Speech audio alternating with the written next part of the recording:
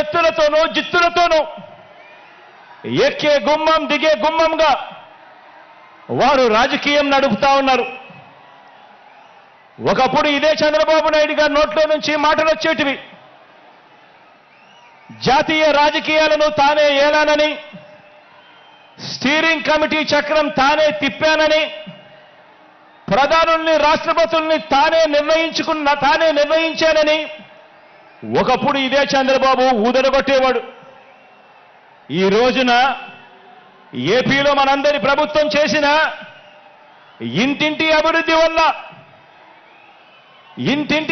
వల్ల ఇంటింటికి చేసిన మంచి వల్ల మనకున్న ప్రజాబలం ముందు నిలబడలేక, మనతో నేరుగా తలబడలేక, ఏపీలో తన సైకిల్ చక్రం తిరగటం లేదని ఢిల్లీకి వెళ్ళి దత్తపుత్రుడితో కలిసి పడిగాపులు కాసి ఢిల్లీలో మోకరిల్లుతా ఉన్న పరిస్థితులు ఈరోజు చంద్రబాబు నాయుడు గారి పరిస్థితి.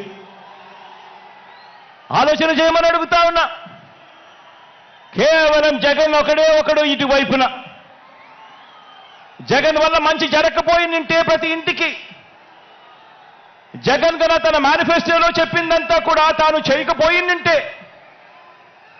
జగన్ అనే ఒకే ఒక్కడు చంద్రబాబు నాయుడు గారి గుండెల్లో రైళ్లు పరిగెత్తించుకొని పోయింటే,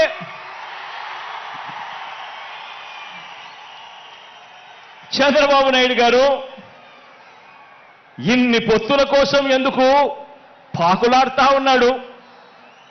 ఇంతమందితో పొత్తుల కోసం ఎందుకు అగసాట్లు పడతా ఉన్నాడు? ఎందుకు ఢిల్లీ దాకా వెళ్ళి అక్కడ మోకరిల్లుతా ఉన్నాడు? దీనికి కారణం చిత్తశుద్ధితో, నిజాయితీతో మనం చేసిన మంచి, అన్ని వర్గాల మీద మనం చూపించిన కమిట్మెంట్, ఇంటింటికి మనం చేసిన అభివృద్ధి.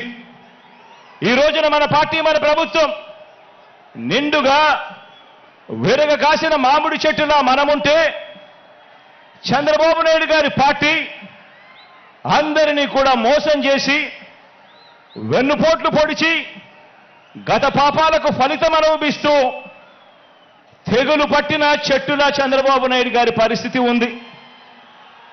మన ఎమ్మెల్యేలంతా, మన నాయకులంతా ప్రతి నియోజకవర్గంలోనూ గడప గడపకు ప్రజల వద్దకు వెళ్ళి చేసిన మంచిని చెబుతూ, ప్రతి ఎమ్మెల్యే అభ్యర్థి కూడా తిరుగుతూ ఉంటే, చంద్రబాబు మాత్రం రామోజీ గడప, ఆంధ్రజ్యోతి రాధాకృష్ణ గడప, TV5 గడప, ఢిల్లీలో ఇతర పార్టీల గడపలు, ఇలా ఓ 6 డజన్ గడపలు 5 ఏళ్లుగా తన మనుషులను పంపి తాను తిరుగుతా ఉన్నాడు. ఆలోచన చేయమని అడుగుతా ఉన్నా.